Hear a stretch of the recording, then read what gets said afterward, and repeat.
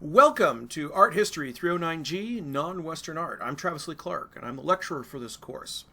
Let me just get into this and tell you a little bit about myself. I got my PhD from Temple University, where I worked on Christian manuscripts in places like the Vatican and St. Catherine's Monastery. So you may be asking yourself, how is it that a person who started work on Christian medieval manuscripts wound up teaching non-Western art? Well, let me get into this. Here I am in my best Indiana Jones cosplay, standing in front of St. Catherine's Monastery. St. Catherine's Monastery is in the middle of the Sinai Desert. This is the location where Moses saw the burning bush, according to Christian tradition. As it turns out, the real miracle is not that he saw a burning bush, it's that he saw a bush at all. The Sinai is very desolate, so desolate it makes Utah look like the Cambodian rainforest by comparison. But all of that dry weather is very good for preserving manuscripts, like this one. This is the one I wrote my dissertation on, the Christian topography.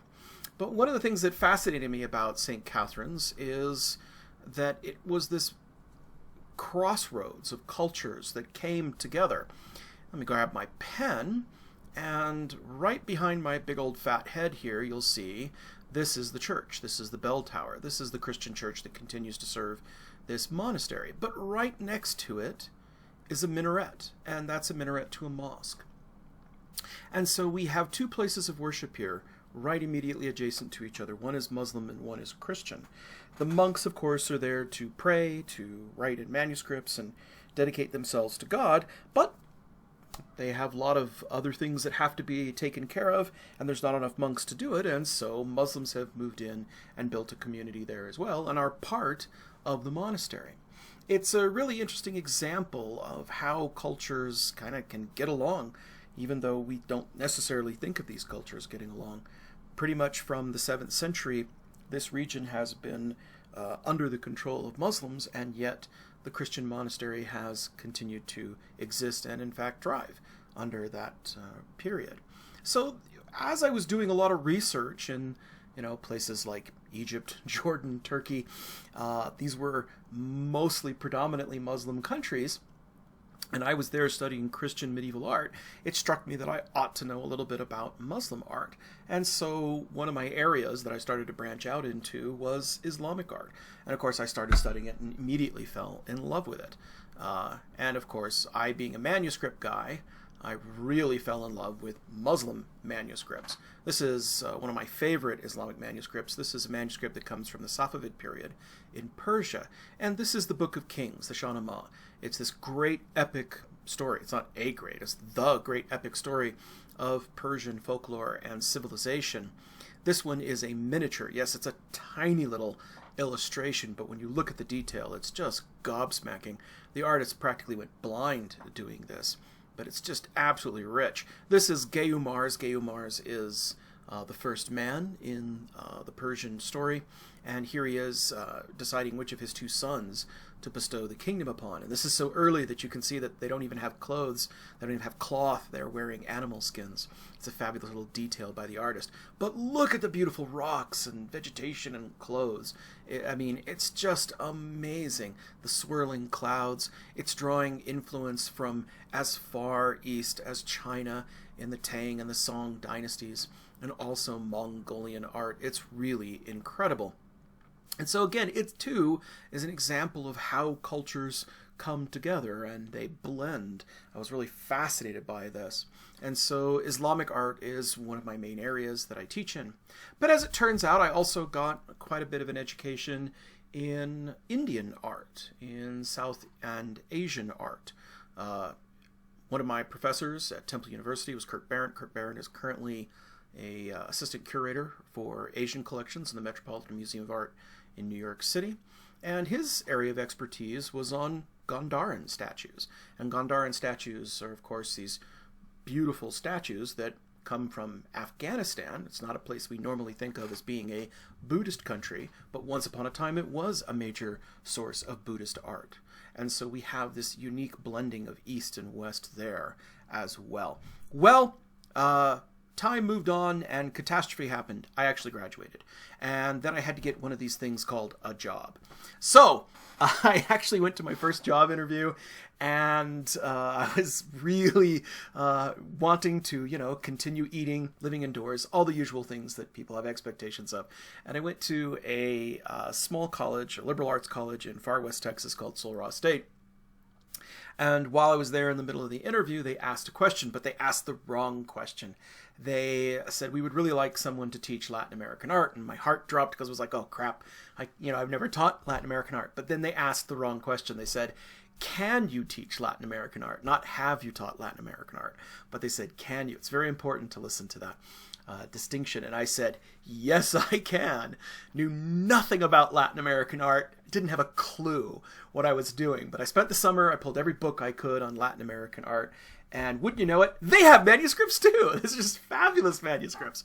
And so I studied really hard, and I started teaching Latin American art there. And I wasn't very good at it at first, but I totally fell in love with it. And so I actually got a third area of non-Western experience, which was pretty remarkable. These are a set of Mexica and Mixtec codices that were created in the 16th century. So you have the conquest. After the conquest, Nahua-speaking peoples and Aztec and Mexica peoples reclaim their identity and create these beautiful, this one shows warriors with their mahuitls, there's these obsidian-lined clubs. We also have beautiful objects like this. This one shows the migrations of the Mexica peoples from Chicomostoc, this legendary cave. And I love how you can see their footprints to show how they are, coming out of the cave. Shows their migrations. Really beautiful stuff. And my favorite period of Latin American art had to be late 16th and 17th century Viceregal New Spain. Viceregal New Spain is the colonial period. And if you went to Mexico in that time, there was silks and pearls and coral coming in from the Pacific, from Asia, but there was also gold and porcelain and other stuff coming from the West. And so you had this mixing of traditions. And another example of this is the biombo. The biombo is a Mexican variation on the biobu. The biobu were these screen partitions that were Japanese screen partitions, but they were also locations of fabulous art. And so Mexicans started making those, and they made them theirs. And so we see how cultures cross and mix, and that's one of my favorite things, is seeing how all of these cultures come together. And so in 2013 I was hired at UVU just by chance. I had managed to have 3 different areas of non-Western experience, and they were really looking to expand their non-Western offerings from 0 to 1. And I got hired here, and I'm pleased to say that I actually doubled their non-Western offerings from 1 to 2. So that's fantastic. And there isn't a lot of non-Western art out there being taught, unfortunately. It's an area that I didn't go into in graduate school because I didn't have the opportunity. Not very many people were teaching it. So we're really trying to expand people's horizons here, and that's what this course is all about. So this course is often described as ancient non-Western art, but what we really mean by that is we mean non-Western art that is outside of the Western experience. That means that it's art from before Western interference and colonialism and imperialism. So that's different every location you go. Some of these cultures, the Polynesian cultures and the African cultures, only get dominated by Western culture late in the game, in the 18th and 19th century. So, but other places, such as the Aztecs and the Inca, of course, they're getting conquered in the 16th century. So it's a very flexible term, but that's what we're looking at. I'm not going to go over these course goals. They're there in the syllabus, or you can pause the screen and look at this if you want. But our major goal is not just to give you a review of all the different kinds of art that exist in the world, but to give you a sense of that art from its own context, to help you to see it how the people who created it saw it. This, of course, fulfills the global and intercultural requirements if you're taking this course for credit at UVU. So please look at the syllabus and look that up as well. So I hope you understand that right off the bat, teaching a course called Non-Western Art is absolutely ridiculous. No one actually defines themselves by what they aren't. So if you went on a date and you were saying, hey, you know, what do you do for a living? And that person said, well, I'm not a registered nurse. You would look at them and wonder, what is wrong with them? This is the last time I swipe right on Tinder. We're done. It's a absurd thing. It's an absurd thing to define unique cultures and peoples who think of themselves as Ashanti or Mexica or Japanese, and to, you know, wrap them into a category of what they aren't. That is, that they're non-Western. I'll be honest, it's just insulting. It's insulting and condescending that we take all the great art of the world and dump them into one category. But we must crawl before we can walk. And so most people, because they have not had any experience with non-Western art, we have to start there. But I hope you realize how inherently prejudicial and arbitrary the idea of non-Western is. It immediately puts things into the category of other. And so we want to try to avoid that as much as we can and see these cultures as they see themselves. Even then, it's useful to talk about, you know, these cultures. If we're going to define them by the fact that they're not Western, we ought to have a discussion about what on earth does it mean to be Western. As it turns out, Western art is a pretty arbitrary and capricious term as it is. So generally when we talk about Western art, we mean the arts of Western civilization. And generally that's the arts of the ancient Near Eastern Mediterranean, up through the Greco-Roman period, through the Classical period, and then we shift from the Mediterranean up to Europe when we get to the periods of, say, the Renaissance, the early modern period, and then of course it expands beyond that, because then we get to the early modern period, we get to the age of colonialism, the age of discovery, and imperialism, going all the way up to the contemporary period. That's a big net to wrap around a lot of material, and it's inherently problematic. For example, things like Michelangelo's David and the Golden Throne of Tutankhamun are separated by more than 3,000 years in time, and they are separated by over 1,500 miles. They're two completely different cultures. The Egyptians never would have thought of themselves as any way alike to the Catholic Italians that created the Renaissance. And this gets us into the problematic chronology of Western art. Europeans claim artistic traditions that are not necessarily made by Europeans, like the Mask of Tutankhamun. They also claim things that were not known until the 19th or 20th century. Things like Altamira and the Lascaux Caves, of course, were made by people that died out long before the Europeans ever arrived in Europe, and while they're technically European in that they exist in Europe, they were not made by Europeans. The same thing is true of Stonehenge.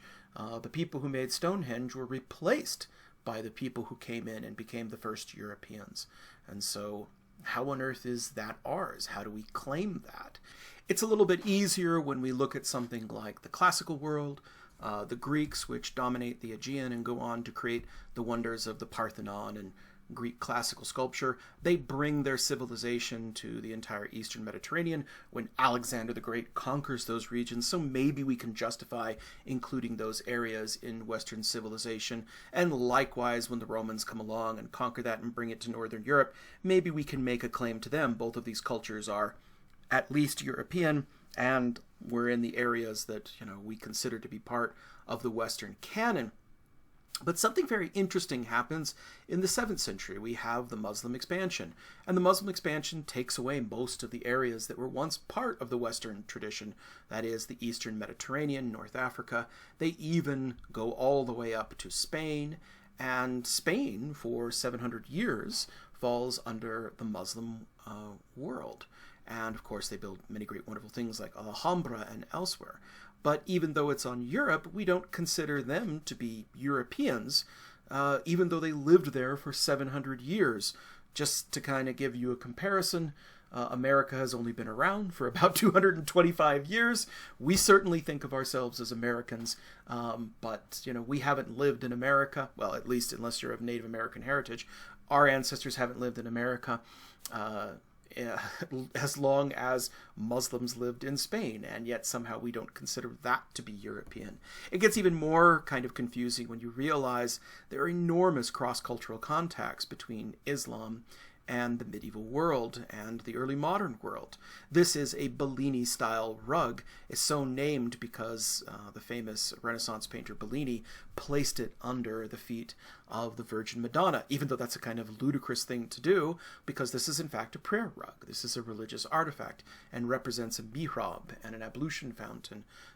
These are things associated with Islamic religious practice. Had Bellini known that, maybe he wouldn't have done that. He included it because it was a fabulous textile. The Muslims were famous for making textiles, and so he included it for that reason. And yet, we don't consider Islamic civilization to be part of the Western tradition. And that's a shame, because the truth is, a lot of the things that exist in our world actually come from the Muslim world. It's important to know that when the Ottoman Empire was at its height, it controlled large areas of Europe, and they often, embraced European traditions. This is a portrait of Mehmed II, and this is painted by Bellini for that reason. And yet today, we only really recognize Ottomans for this tufted piece of furniture that we stick our feet up on in the middle of our living room. But I hate to break it to you, but everything in your living room is in fact Muslim, with the possible exception of the television and the entertainment center. A couch, for example, the word sofa is actually an Arabic word, and it means a cushion stuffed with wool, fiber. The French word for a couch, divan, actually comes from a Persian word, divani, which means anteroom. And in those anterooms, people used to sit on cushions on the floor until one day an Ottoman got tired of that and said, this is just tedious. Let's just lift everything up off the floor on frames, and such the couch was invented. And of course, if you're lifting your cushions off the floor, you need a place to elevate your feet, and that's why the Ottoman is called the Ottoman, but it's not just the Ottoman. And of course, that means the coffee table was also an Ottoman and Muslim invention, and of course, it's not so important in the Utah Valley, but other parts of the world, coffee was first introduced to the world through the Ottoman Empire as well.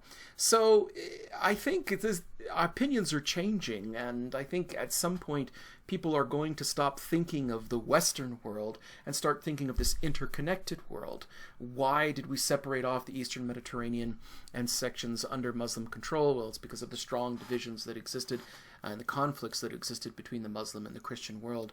But in reality, the cultural exchange was enormous. So what is Western art? Well, generally it's the arts of European heritage, and I would even describe that as European identity. That is, these are the works of art that artists use to identify themselves, to describe themselves. But it also includes art by non-Europeans that was influenced by Europeans, and art by non-Europeans that influenced Europeans. So even things that weren't made by Europeans, like, say, Tutankhamun's throne and etc., are lumped into this category because Europeans just kind of liked it. And it also includes areas of domination, areas that were dominated by Europeans. And so anything that appeals to the European sense of aesthetics gets lumped into Western art. And that's a very fungible and weird category. I guess another way to see it is that we're talking about visual culture.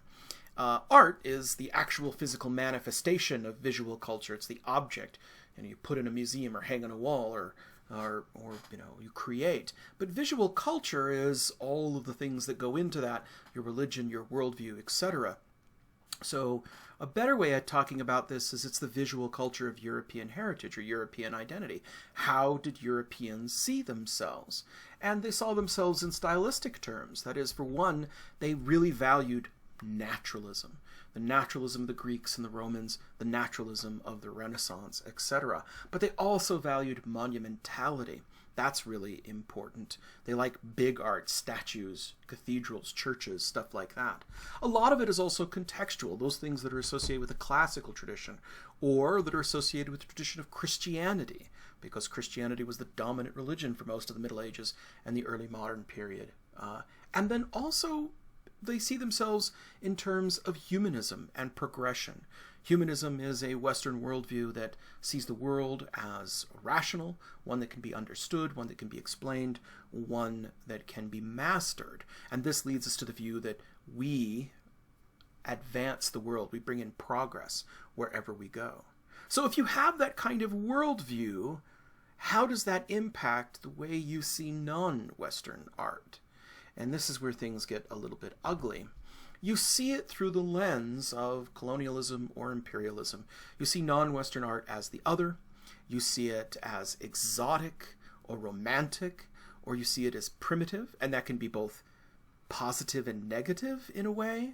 And then also we have to talk about issues of cultural assimilation and appropriation. This is perhaps the most important thing we need to kind of dispense with before we can start talking about non-Western art, is that for most of the last 500 years, politically, economically, the West has dominated the world. The West was, quite frankly, a kind of cultural backwater up until around the 15th or the 16th century. It wasn't anything in terms of the scale of the economies of the Muslim world or the Asian world or China, for example. But it did have ships, and those ships were deep-hulled ships that could travel the oceans. And so it's a really remarkable thing that in the 17th century, by the beginning of the 17th century, Chinese ships, Muslim ships, never went more than about 1 or 2 ports beyond their farthest holding. They would go to the next neighbor over for trade, but not Europeans. In the 17th century, there were European ships in harbors in Japan, in Indonesia, in the New World, and everywhere else. And this is what gave Western civilization its global reach. We basically, in the age of discovery, got tired of paying the middleman for all of the things that were coming across the Silk Road and trade, and we went directly to the source. And sometimes we went to trade, and other times we went to conquer. And the legacy of that is with us still today. We spread all throughout Oceania, Africa, and Asia, and we saw works of art, and it changed the world. And we brought a lot of that back as plunder, but we also brought back ideas and exchanged ideas. Mexico, of course, is in fact defined by the conquest. We talk about pre-Columbian, we talk about post-conquest and pre-conquest, and this is one of the defining characteristics of Mexico to this day, is the fact that it is this blend of 2 cultures, Spanish and native. The word for people who are of mixed heritage is literally mestizo. That means mixed. But it isn't just there.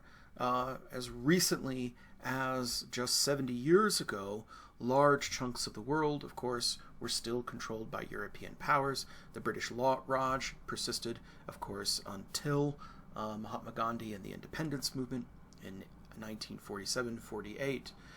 Sometimes this colonialism is very, very ugly indeed. The Opium Wars is a fun little piece of history that you ought to go look up a video on.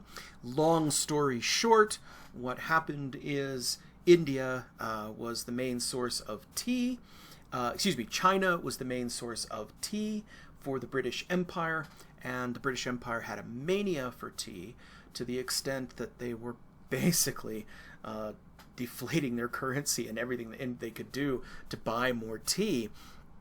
And of course, you can't buy enough tea that way, and it ended up causing kind of an economic crisis. So they decided, well, we got to find something else to trade for tea than silver and gold and whatever we're using. And so they had holdings in India, and India had opium. And with opium, they could trade the opium to China for tea. And of course, what this did is it turned China into a nation of opium addicts. And China was very much aware of this, and so they shut down the trade. They shut down the trade with England and said, yeah, we'll trade tea for you, but we're not going to trade for any more opium because you've strung out our entire nation. And England actually went to war with China twice, not just once, but twice, to force them to accept opium so they could stay in tea. And so that's why places like Hong Kong were British protectorates and under the control of England for so long. Perhaps one of the ugliest episodes is African colonialism. The first true genocide of the modern era happened in the Belgian Congo. King Leopold II and the people who followed after him instituted a policy of absolute depravity and atrocity against the people of Central Africa, including the dismemberment of hands for minor offenses. Now, while America, our country, didn't have vast overseas colonial holdings, it did in fact have colonial holdings. It's important to remember that America was peopled before European powers got to hold on to it, and of course this caused a series of intermittent conflicts with the native peoples, including at Wounded Knee and the subjugation of Native Americans. And for large stretches of American history, the policy towards native inhabitants was one of forced Americanization. Native Americans were forced into schools where they were forced to wear Western clothing, and they were forced to cut their hair and not speak their native languages, and to speak only English. Perhaps one of the best summations of this era of colonial and imperialism is found in a poem written by Rudyard Kipling. Rudyard Kipling was one of the great poets of the British Empire in the 19th century, and he wrote a poem called The White Man's Burden, the United States and the Philippine Islands. And this poem was, oh boy, it's just virulently racist. There's no other way to describe it. It was written on the occasion of a conflict with the United States in a war with the Philippines, and it was advocating that imperialism was fundamentally a good thing. It says, "Take up the white man's burden, send forth the best ye breed, go bind your sons to exile, to serve your captives' need, to wait in heavy harness on fluttered folk and wild, your new-caught sullen peoples, half devil and half child." How insanely racist can you get? So the message was that, you know, England and America in their colonial holdings were not imperialists and colonialists doing this for their own enrichment. They were doing this for the enrichment of the people that they were conquering. And so here you see an emblem of John Bull. John Bull is the British equivalent of Uncle Sam, and in fact Uncle Sam is also included in this cartoon. And on their back they are carrying all the cultures that they had conquered, and you can see they're carrying them up to civilization. Well, that's a lot of self-serving nonsense. There were many, many things that they did, and while there were a lot of advances in Western practices, Western science, Western medicine, and Western law, at the same time, it was terribly exploitive. And so there's this one view of colonialism and imperialism where this was justified, to inflict this on all these non-Western peoples. But then we start to have pushback against this, and a very famous scholar by the name of Edward Said, who was at Columbia University, wrote a book called Orientalism, 1978, and it's one of the principal books of neocolonialism or repudiation of colonialism. The view that the West not just committed atrocities in terms of genocide and conquest, but that they committed atrocities against culture. And we really owe it to Edward Said for opening up this idea. The reason he called it Orientalism is that Orientalism was a very popular artistic trend that existed in the 19th and early 20th century.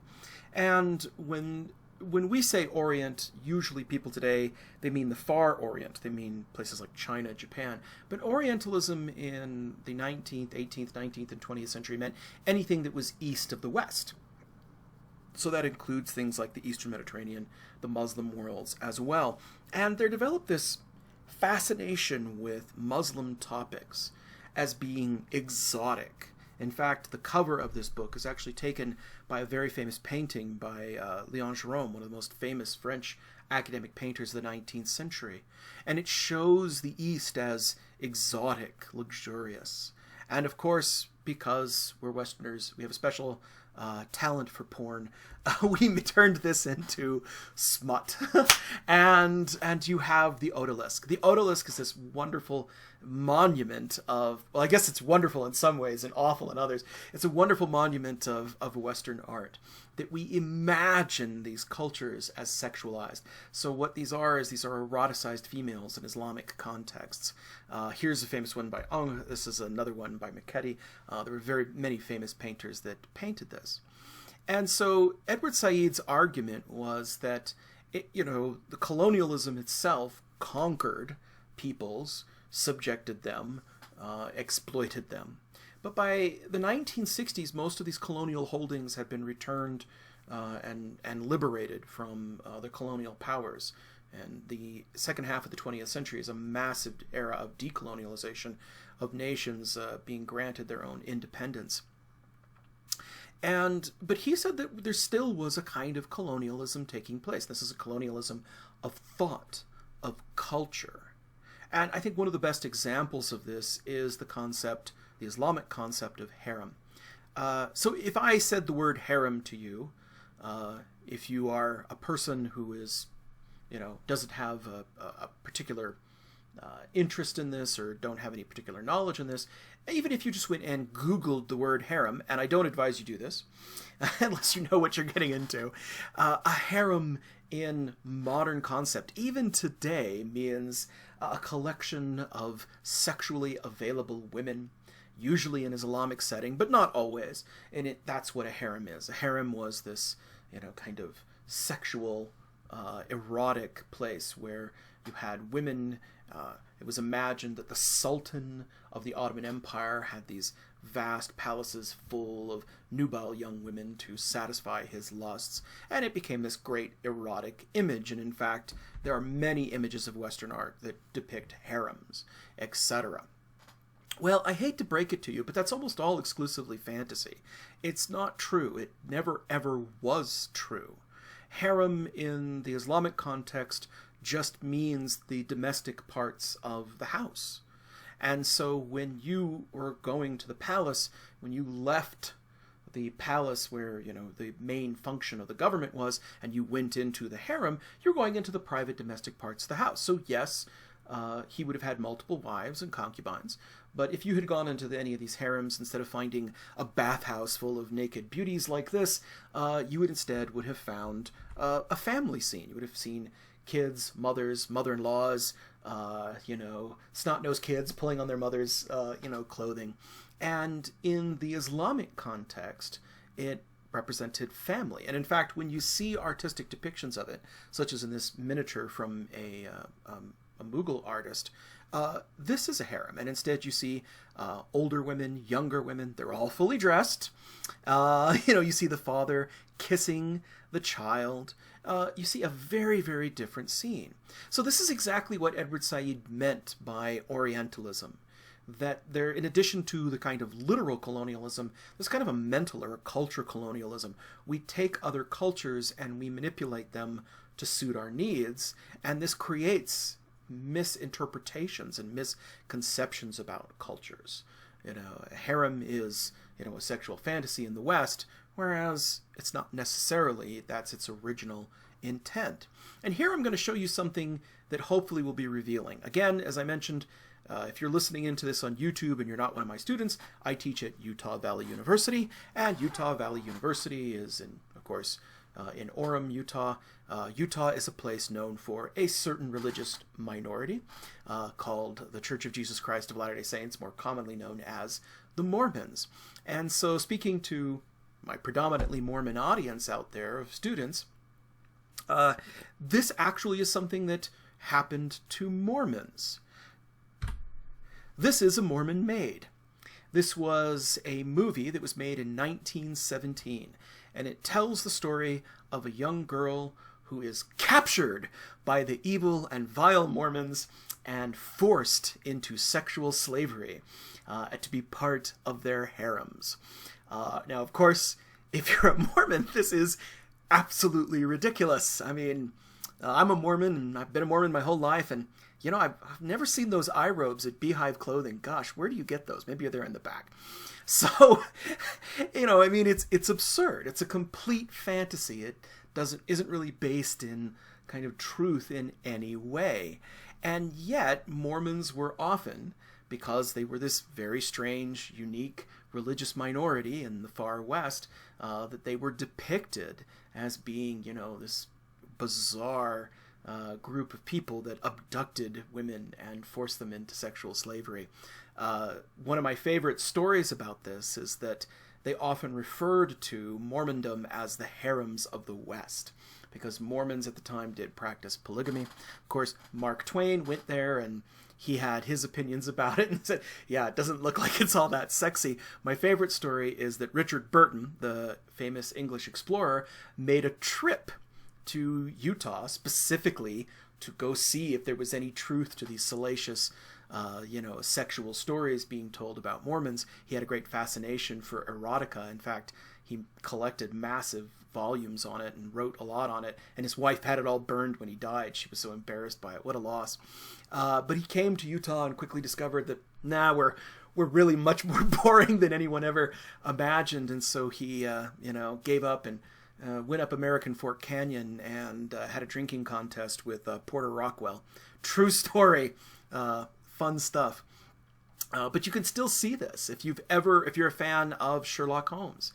If you're a fan of Sherlock Holmes, A Study in Scarlet, one of the first Sherlock Holmes book, the villains are Mormons. They are Mormons there to abduct virginal English women off the street of England.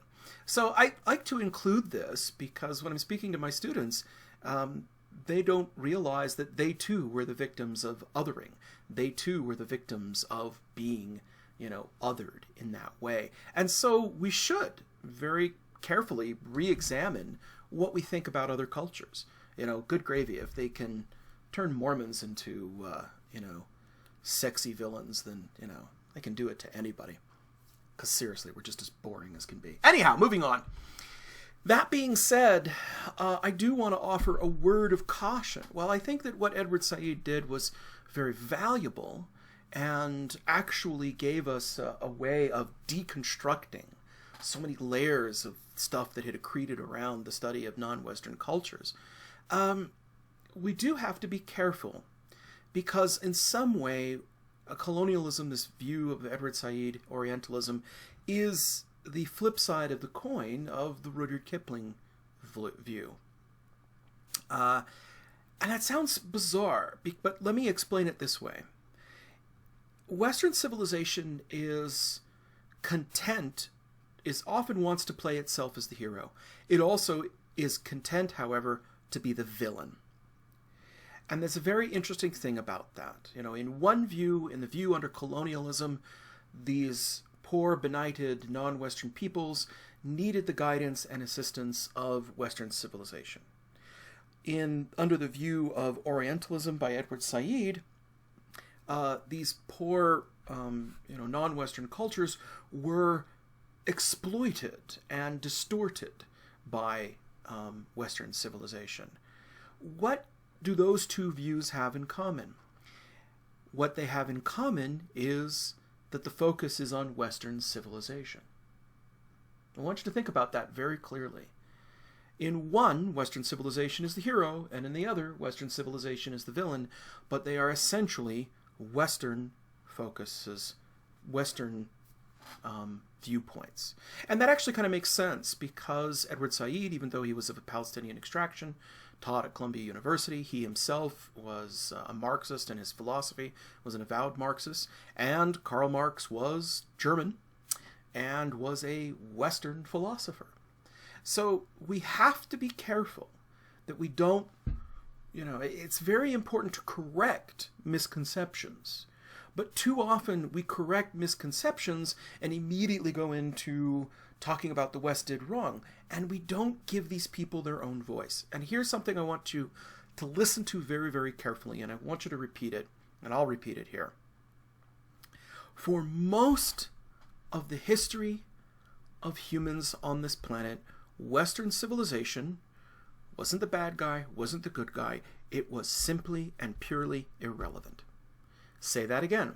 For most of the history of human civilization, Western civilization was irrelevant. For most of Islamic civilization, most of Chinese civilization, Europe was this strange place on the far frontier that they hardly ever thought of. And if anybody ever went there, they went there and they reported, yeah, it's not that great. Economically, it wasn't as big, and it just wasn't that significant.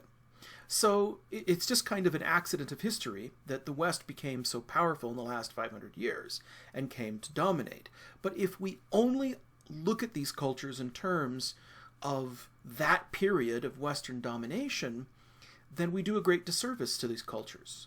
You know, we're still talking about Western civilization instead of letting them speak with their own voices. So for most of this class, when it's relevant, when a Western worldview comes in and, you know, destroys a native worldview, yeah, we'll comment on that. But for most of this class, imperialism and colonialism is simply going to be treated as irrelevant. We're going to try to talk about these cultures and how they thought of themselves before. One of my favorite stories is the story of Ibn Battuta. Ibn Battuta was this great Muslim explorer and scholar who came out of North Africa, and he went on Hajj, went to the Holy Land, the Muslim Holy Land, Mecca. And he went there, and then he, on a series of misadventures, eventually wound up traveling all the way to China. And then he came back, and his emir said, you've got to go down to West Africa because there's this great civilization called Mali down there. You've got to go visit them. And because you're the only person that has traveled the whole world.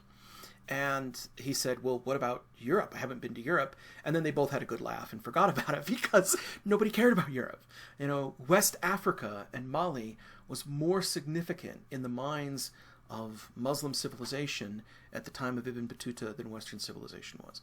So for most of its history, Western civilization was irrelevant. Now, some of the other issues, complicated issues we got to get into are cultural appropriation. Cultural appropriation is something that we talk a great deal about, and unfortunately, it gets very, very heated and very acrimonious. I want to bring this one up. This one is a wonderful example of that. So the movie Moana came out, great film, and of course, because it's a Disney movie. Girls want to dress up like Disney princesses, and Moana is one of the Disney princesses. And so they made costumes of Moana so that you could, for Halloween and on your Disney vacation, dress up like Moana. And they showed a picture of a girl who appears white, of European extraction. At least she appears European extraction, dressed like Moana. And this caused an enormous ruckus because they said that a white person dressing like Moana is in fact a form of cultural appropriation. And it got very, very heated. Now, for me, I found this very perplexing because, well, let me just be blunt like this. Moana is a movie by Disney, one of the largest companies in the world, one of the largest Western entertainment companies in the world. It is an animated film. Animated films are a Western art form. It is a musical, which again is another Western art form. And most of it is in English, which is a Western language. There are a few native, they do use some Samoan in there. And the music is written by a guy who's Puerto Rican in extraction. So it seems funny to me that this costume is where we're going to draw the line on cultural appropriation. The entire movie becomes problematic. The entire movie is an exercise in cultural appropriation. And so if we're gonna clutch the pearls at this little girl's costume for little girls, it seems to me that we need to back the bus up a little bit and say, well, should we be making a movie like this at all? Should we be having these kind of conversations, discussions at all? And that's something we need to talk about. Is the movie itself a valid thing to do? One of the things I want to point out is that cultural assimilation and appropriation is itself a major avenue of culture. First, you cannot stop it, and second, it creates some really amazing and beautiful things. The irises that are so famous by Van Gogh are directly inspired by irises on Byobo screens painted by Japanese. There's no doubt about this. Japanese art had a profound impact on Western art. That is cultural assimilation. It is cultural appropriation. We also have to understand that cultures, for their own reasons, appropriate things. Up until about 150 years ago, fashion in Japan was still predominantly native traditional fashion. But then, because of events relating to Commodore Perry and a trade war that they fight with America, Japan experiences rapid westernization. Japan was mostly shut off. It traded with the Dutch and the Portuguese, and they wouldn't do direct trading with anybody else. And we, of course, wanted to do direct trade with Japan, so what did? We sent Commodore Perry with our warships, and we bombed Tokyo Harbor. Yay! What a great way to open trade negotiations. Now, the Japanese had cannons, they had guns, and they weren't terribly afraid of Americans, but they didn't realize how fast industrial processes had advanced and how much Western cannons had improved. So we could shoot their harbor successfully from the ocean, and their cannons couldn't even reach our ships. This caused a little bit of a panic in Japanese civilization, and Japanese civilization decided we need to industrialize, we need to westernize quickly, or else we'll be overrun by these Western barbarians. And so you can see here the beginnings of Western fashion moving in. But this was largely a matter of Japanese appropriation. Even before World War II, Japanese had appropriated mostly Western dress and continue to adapt to all kinds of Western fashions. And so cultures themselves are agents of change. We can't look at this in cultural appropriation and say, well, there's a good guy or a bad guy, because cultures themselves appropriate change and adapt from Western society or elsewhere. And some things that we take for granted as being native are not. For example, West Africa is very famous for wax-resist fabrics, but that tradition was actually introduced to West Africa by Dutch traders from Indonesia. So you can't get around cultural appropriation. It's impossible. Cultural appropriation in many ways is one of the main agents of cultures in the world. And so much of what we take for granted as being native to one culture or to the other actually had its origins in another culture. The distinction, I guess, then would be is the intent and the focus and the context. You always have to look at context in terms of cultural appropriation. Something like these Orientalist paintings that sexualize something that was not intended to be sexualized, yeah, that does real damage to a culture, and that's a negative form of cultural appropriation. But not all forms of cultural appropriation or assimilation are negative. And not only that, even if we wanted to, we couldn't sort out all the different threads of how these things come together. Another major issue that we have to kind of hammer down into is primitivism.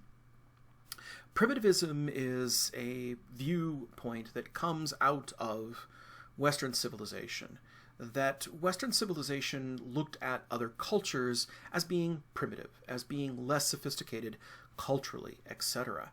But it's interesting that primitivism manifests itself in different ways. For example, when African art first started appearing in Western markets, it had a profound impact on Western artists. Western artists saw it as more natural, more authentic, more spiritual.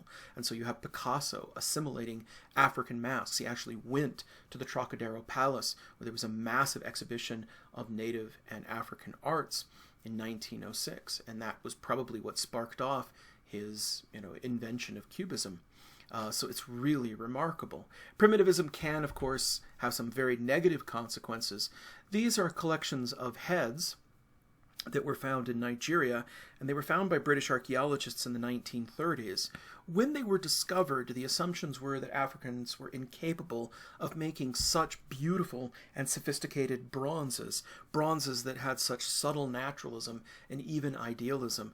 These things very much appealed to Western senses of aesthetics, But because their assumptions about African art were that they could only make abstract and stylized art, they denied that these could possibly be African.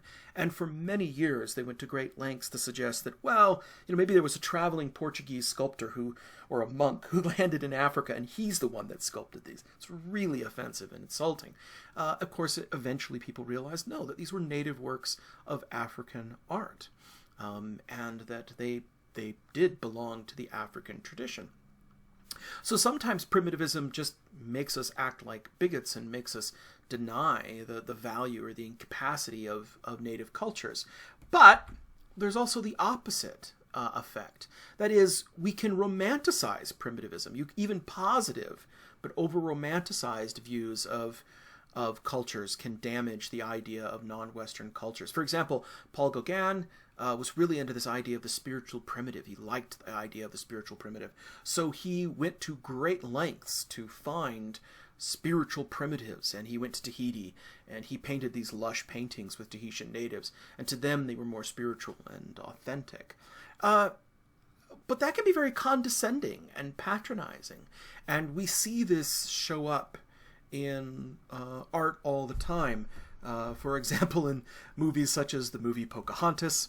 Pocahontas is almost treated like this goddess of nature, and is this source of wisdom. And that's really kind of an infantilization of non-Western cultures. The truth is, non-Western cultures, they have bad aspects and positive aspects. They are fully formed cultures in their own right. They do things for their own reasons. They're not here just to be our spiritual guides or to fulfill our fantasies. So this is kind of the flip side of Orientalism. We can turn anything into smut, but we can also turn anything into a kind of trope or a stereotype.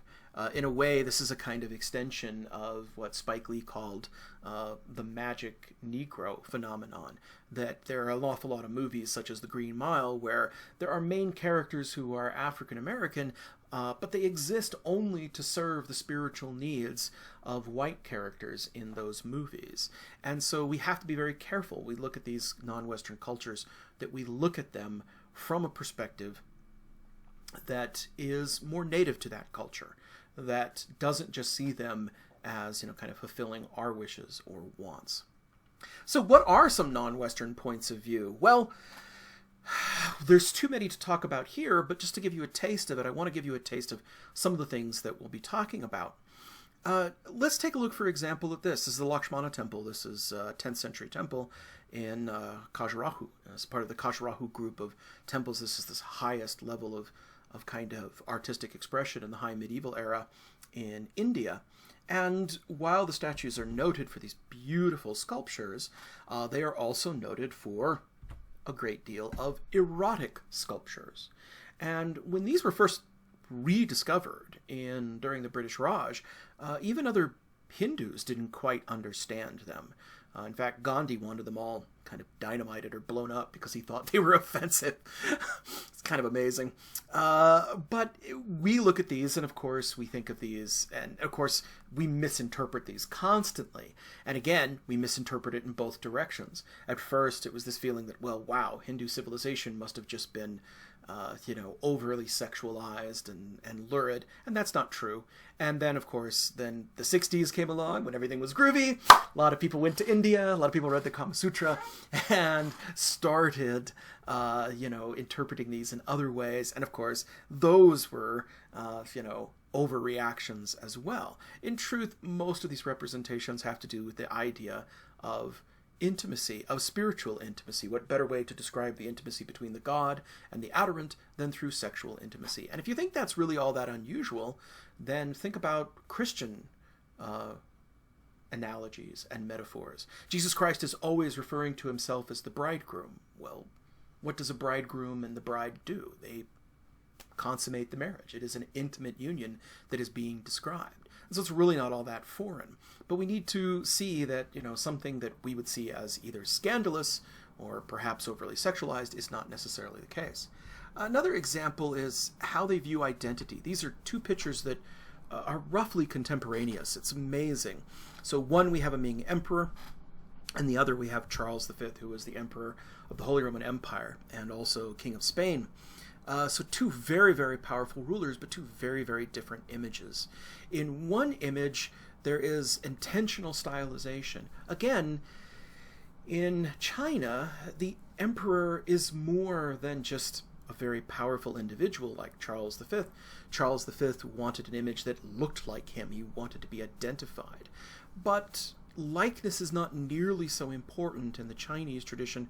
What was more important is his role in society. And so you see that Ming emperors are often almost depicted mountain-like, as if they are immovable, because they represent this kind of linchpin in society and in the cosmos. One of the other things that would differ is just sometimes subject matter. In the West, landscape is not regarded as a very important subject matter. Not until the 19th century does landscape become this fully formed art form in its own sake. But in China, landscape was always important. And a lot of this had to do with views of religion, Taoism, etc. There was these, kind of rules to art that, to show a human being larger in scale in an environment was somehow arrogant, that you wanted to show nature at its correct scale. So the figures, the fishermen across the shores are very, very small. And the landscape itself becomes the major source of representation. So landscape's going to figure very importantly going all the way back to the 6th and 7th century in China, whereas it's going to take the 19th century before the West comes around. Here's another example, calligraphy. Calligraphy is the highest art form in the Islamic world, bar none. It makes sense that a culture that so honors the word of God and the Quran would elevate words themselves, calligraphy, to the highest level of art. What you're looking at here is a Safavid folio. This is a scrapbook. So this is a prince's collection of all his favorite epigrams or writings by calligraphers, and he got them to write them in. Some are actually literally cut and pasted in. Some are signed in the book. And it's a really amazing art style. And this is an art style for connoisseurs, and it still remains that way. Modern calligraphy in Iran is still very, very powerful. But of course, this is very different than the West. Things like book arts, calligraphy, typography, those are regarded as minor arts or decorative arts in the West. So if you're a civilization that has a different view of what's valuable, you're going to have a different kind of art. And so art like this didn't meet the Western definition. It's small, it's in a book. It wasn't monumental. It wasn't a 20-foot wide painting or a 10-foot high statue or a great cathedral. But yet this was what was valued by their civilization. And so we have these conflicts that exist or erupt because of that. Really different views of what is important in society. So I think it's time to get into just a brief overview of, well, if we're talking about non-Western art, what are we talking about? What is non-Western art? Well, Western art is generally the areas that you're going to see here. Areas covered by Europe and the major colonies of Europe. And that's what we mean by, Western art. So Western art is going to be centered in other areas. And so we're going to talk about the worlds of Islam, which includes North Africa and the Middle East and into Central Asia. We're going to talk about Sub-Saharan Africa. We're going to talk about Latin America, which includes South America, but also Mesoamerica. And we're going to talk about pre-Columbian cultures as well. We're also going to talk about the Native American cultures and cultures of what would be the Native American Indian and the Caribbean. We're also going to talk about Far East Asia, Southeast Asia, and also the indigenous cultures of the Polynesian Islands and Australia, what we call collectively Oceania. So let's talk about what some of these are. So when we talk about pre-Columbian art, we're talking about Latin American art from the time before the arrival of Columbus, before the arrival of the West. And we have lots of amazing cultures here. We have the Andean cultures of Peru, Chile, Bolivia, Amazon Basin. We also have the archaeology of Colombia. In Mesoamerican art, we have Central America, Guatemala, Mexico. These would be the Olmecs, the Mayan, the Aztecs. The Andean culture is going to be things like the Moche, the Inca, etc. So this is the staff god. This comes from Tiwanaku. which is in modern-day Bolivia. This is a very famous Olmec head. This is the great portal to Tiwanaku in the Andean zone. This is one of these wonderful masks, the Sikan ceremonial masks. But of course it also includes the massive engineering of Machu Picchu and other Incan locations. When we get to Mesoamerica, we're going to be talking about the Olmec, but of course also the Maya and their incredible sculptures and temples. But we're also going to be talking about the Aztec, which is what we call a post-classic civilization, or a terminal classic civilization, a civilization right before the conquest, with their great, wonderful style. I love the Aztecs. When we talk about Amerindian and Caribbean art, we're going to be talking about North America, mound builders, Pueblo, Plains, Woodland, Pacific Northwest, all of those places. There's huge archaeological sites all over the eastern half of the United States. This is Cahokia in modern-day Illinois. There were huge civilizations in North America once upon a time, including, cliff dwellers and pueblos as well. When we talk about Southeast Asian art, we're going to be talking about Vedic, Mauryan, Hindu, and Khmer cultures. Of course, this includes the earliest Indus River Valley civilizations, which were the foundations, but it also includes the stupa at Sanchi, the great colossal Buddhas in Bamiyan, but also rock-cut temples at Ajanta with their fabulous paintings, as well as the high medieval period and these beautiful Chola bronzes, as well as some of the great monuments of Southeast Asia like Borobudur. When we get to Asian art, we're talking, of course, about Chinese art, Han, Ming, Edo, etc., as well, and includes everything from the terracotta warriors up to Tang and Song painting, the Forbidden City, but also Korean art, Silla Dynasty, and of course the great works of the Edo period, wonderful works such as Hokusai's series of paintings on Mount Fuji, series of prints on Mount Fuji. Then we'll also talk about Islamic art, which includes arts of North Africa, Egypt, Arab nations, the Umayyads, the Abbasids, the Fatimids, the Mamluks, the Ottomans, but also includes non-Arabic cultures, including Persia, India, Central Asia. The Taj Mahal is probably the most famous building in India, yet it's an Islamic monument. So we'll look at things like the Great Mosque at Cordoba, the Alhambra in Spain. We'll look at book arts, including beautiful examples like this, the Quran of Bibars II, but also wonderful things like Safavid manuscripts. Then we'll look at sub-Saharan Africa, which includes wonderful things such as these beautiful heads of the Oni from Ife, Benin plaques and Benin Empire, but also really unique traditions. Africa is such a diverse continent, many, many different cultures. And then finally, we'll take a look at Australia and Oceania. Australia, Oceania, Polynesia. We'll look at Maori carvings and Easter Island heads. All of these wonderful, examples of monumental engineering, but also X-ray style paintings in Australia and elsewhere. Some important points to consider for this class is that this course is a history course. There's a lot of concepts, terminology, and vocabulary, a lot of dates, and there's also a lot to talk about historical methodology, and there's also a lot about social, religious, and political context. Dates, periods, movements, cultures, for example, the conquest is a very important historical event, so you need to know about it. You also need to know about timelines, calendars, chronologies, etc. Some cultures we know right down to the date, others we only describe by dynasty, etc. For example, in China, we largely talk about dynasties. These are ruling families or clans, and so we'll talk about Han, Tang, Song, Ming, etc. We also have to know cultural terms like Hajj and Nirvana. So things like the conquest, for example, pretty much determine the breaking point between Pre-Columbian and Latin American art. If you're going to understand Islamic art, you have to understand Islamic belief. You have to understand what the Kaaba shrine is and what the Hajj is all about. If you're going to understand Buddhist art, you have to understand the Buddha, including terms like samsara, nirvana, karma. All of these things come out of the Vedic tradition. This is a very famous Gandharan relief, and this one is the Mahapira, or Nirvana, or the death of the Buddha. This is where the Buddha goes on to nirvana. So what is nirvana, and why is it different than going to heaven or hell? It's a completely different concept. So we spend a lot of time talking about religion, culture, history, and you really have to be on top of those. So that's the class in a nutshell, but I'm just going to briefly go through some of the mechanics of the class.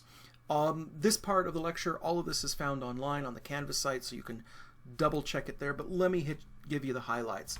First off, this class does have a required textbook, but the textbook is integrated into the class, which means you don't have to pay for it because you've already paid for it. It's right in your student fees. So if you go to Canvas and go onto the web page, you should see this integrated textbook. It's in a course module just below the course introduction. And it will have links, and I also have a course schedule that will give you the readings for each course module. And you should be able to go to that link in that course module and go directly to the reading. The latest version, even though this has Vermeer on the cover, which is kind of insulting, we're here in a non-Western class, it does have quite extensive readings on non-Western art, which is yay! Finally, we have something about non-Western art. The course requirements are pretty straightforward. There's 2 exams, a midterm and a final. The final is non-comprehensive, and in terms of assignments, we have a paper or a project, and that comes with an annotated bibliography that you have to produce as a proposal, and that's 40% of your grade. And then finally you have class, citizenship, and participation. And we'll talk about all of those. So let's talk about the exams. The exams are pretty straightforward. They are going to be on Canvas. They are going to be proctored through a third-party service known as Proctorio, which sounds like the worst superhero origin story ever. And they are essentially open book and open note, but they're not open internet and open friends. Sorry, no lifelines. You can't call somebody. They're essay-based, so you don't have to know dates and facts for the test, but it's better if you know them. So what I'm going to do is I'm going to give you 5 short essays, 2 comparison contrast essays, and 3 unknowns. And right here is a sample exam to give you a sense of what that looks like. So for the 5 short essays, what I'll do is I'll show you an image and I'll ask you a short question about it. So I'll show you an image like this, and the question will be something like this. Just give me 2 examples or 1 examples, and in 25 to 50 words can you respond and answer that. And there'll be 5 of those. Then there's comparison and contrast essay questions. In this case, I'll show you 2 images, and then you'll have to answer a much longer question. Those are a little bit more involved, and it'll take a little bit more time. Again, it's open book, it's open note, but if you don't know this, the test is timed. It takes about an hour to take, and you have 2 hours to take it. You won't have time to just search through the internet and search through everything, so you really have to know it in advance. So there's 2 comparison contrast essay questions, and then finally there's the unknowns. In the unknowns, I will show you an image that you haven't seen in class, but it should look familiar to something on the study list, and you should be able to compare it to something off the study list. And give me the complete information off the study list, and explain what are the characteristics that allow you to make that comparison. The other thing is the research paper or project. Now, for this class, you can do either a paper or a project. You don't have to do both. Let's talk about research papers first. Research papers are essentially a term paper. You have to pick a topic covered by the class, and what you want is to pick a topic narrow enough that you can say something meaningful about it. Don't pick something too broad like Pre-Columbian art, or even Mayan art is too broad. Instead, focus down on something narrow, like, say, Tikal, the Temple 1 at Tikal, or the program of Sichuan Kawil at Tikal, or for example, or pick something like, you know, a particular Tang painter if you're into landscape painting. Don't pick something too broad.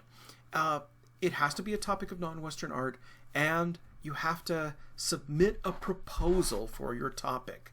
You can choose your own topic, but you have to submit a proposal. And the proposal has to come with at least 5 academic sources. And that means not your textbook, not Wikipedia, not Encyclopedia Britannica, but academic sources and resources. I have guidelines for this on Canvas. If you look at the guidelines, there are resources that will take you to the Fulton Library, that's the UVU library, where you can get help, where you can find a research guide that'll help you find academic, scholarly journals and books. Yes, the library is open. You can still come into the library, but there's a lot of resources that you can find online. The proposal will let me know you're on the right track, that you have a correct topic. Proposals are due, and they're coming up pretty quick in a month, and that is on the course schedule. So make sure you know when those deadlines are. So research papers, I'm looking for clear and concise composition, but they also have to be formatted correctly. This is art history. You must use the Chicago Manual of Style. You must use footnotes and bibliography.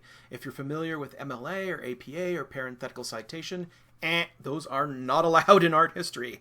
Again, I don't make the rules. I'm teaching a discipline, and part of my job is to make you teach the discipline. And I had to suffer through it, so I'm perpetuating the cycle of abuse. No, that's not what I'm doing. I am not perpetuating the cycle of abuse. There's a lot of different disciplines out there, and part of taking a class in this is getting experience in different disciplines and different writing. So if you are not familiar with the Chicago Manual of Style, get familiar now. I have resources in the guidelines. They can help you. Now, that's one option. You can just take a straight research paper, and if you're an art history major, a liberal arts major, humanities major, that's the direction you should go, because that's what your job is going to be more like, is doing research.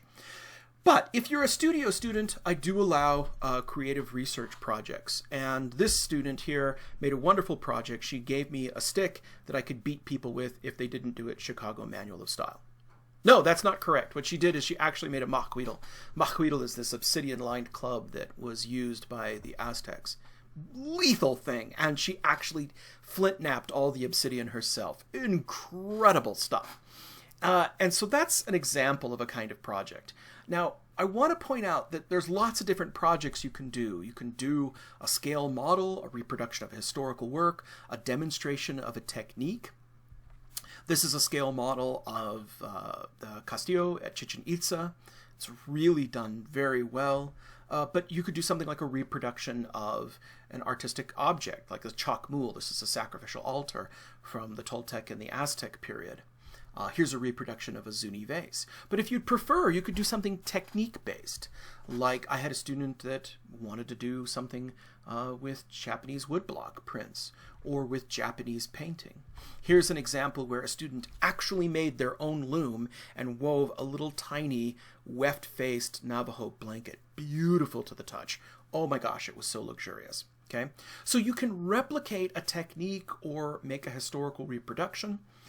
Or you can do an original work of art. Like this student, they did it on acetate, but this was authentic to designs from the Pacific Northwest.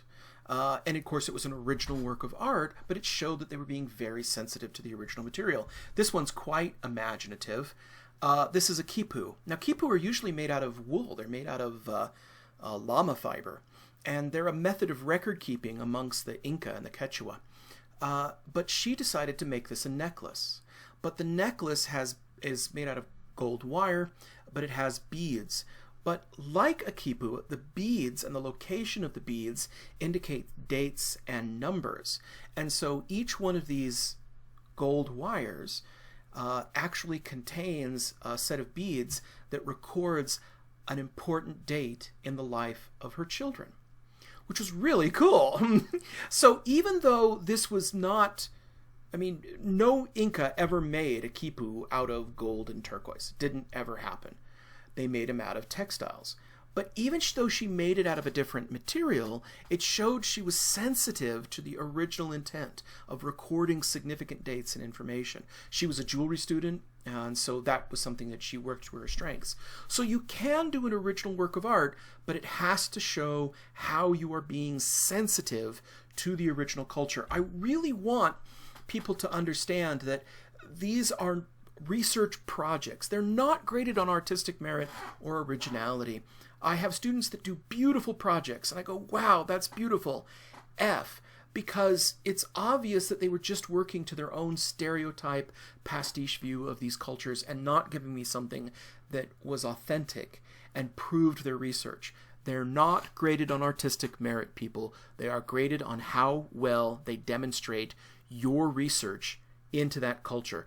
Can you, in a sensitive way, take their culture and give me a work of art that shows me that you really learned something about the culture?